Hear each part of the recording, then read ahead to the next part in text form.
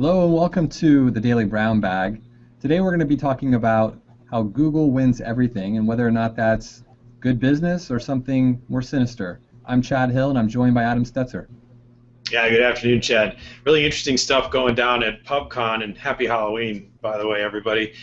Jason Calacanis and Matt Cutts were really squaring off as the two keynote speakers in Las Vegas last week, and they really seem to represent two different ends of the internet spectrum. Calacanis on the well-known, entrepreneur and VC side, and of course we all know where Matt Cutts is because he's got the megaphone most days as the anti-spam engineer at Google. But what was interesting was to listen to Calacanis throw dirt at Google and really try to get into this fight. Here's some stats that were brought out. 1/3 of all online ad dollars go to Google. Gmail, as we know, is ubiquitous and is in 57 different languages, and Android in the mobile space is becoming the dominant mobile phone operating system with 80% market share, very surprising, worldwide, and over 50% of the smartphone market share in the US. There are over 1 million Android activations per day. And of course, even if you watch the share price of Google, it's up over $1,000. So I think the fight here is really around, do you have too much control, Google, of the internet? And that's certainly the position that was taken at PubCon, saying, this is bordering on monopolistic, and you're being able to call the shots, and that's too much power. Interesting debate here, Chad.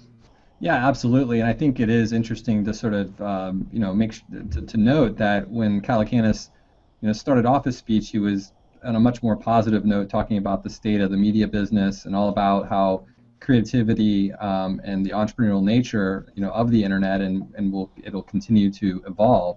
Stats, things like talking about that the internet will eventually take over television, that gaming is the number one activity where people are spending time on mobile, and he thinks that generally speaking, people are starting to figure out how to create content that people want to share socially instead of being so dependent on Google. So on one hand, he started off saying that the internet is evolving, and there's this 800-pound gorilla in the search space, but he sees signs that things are evolving. The thing then during the Q&A came back and talked about how he basically talked about how he really did question and thought that maybe Google is evil, especially as it relates to one of his previous startups, Mahalo. And he basically said that he called Cutts out by name and basically said that that Google had not been a good partner. So Adam, it's definitely interesting. Yeah, and the whole Mahalo backstory I find fascinating because it really asks the question of how credible is this criticism if you've personally been harmed by Panda or Penguin. I know in the internet marketing business we're ruled by these algorithm updates, so we've sort of gotten used to it. So it's interesting to have someone come out on stage and really question this, and it's sort of the emperor has no clothes type proposition.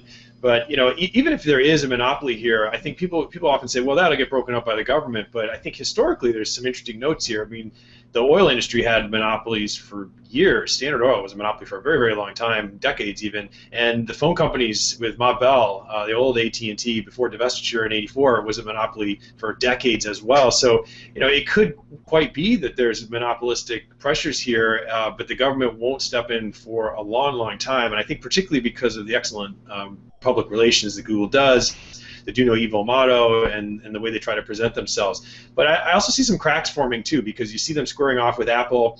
You see these ads where they're trying to make Android have the same brand loyalty and attraction to young users that the Apple brand has, and they just don't measure up. One is much more about computers, and one is much more about an experience. But at the end of the day, Google is still top dog in search, and their product is still far superior. So I don't know that this changes much, but it certainly is a fun debate to watch. Yeah, and it's a good one for Halloween for sure.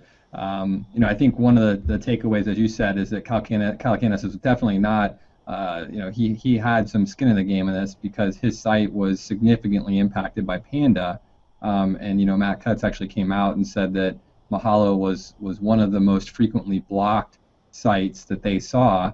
And so in the end, when ultimately Mahalo was no longer showing in the search engines and Google, Matt Cutts said this wasn't something they picked out specifically, but rather it was done based on user preferences and other algorithmic updates.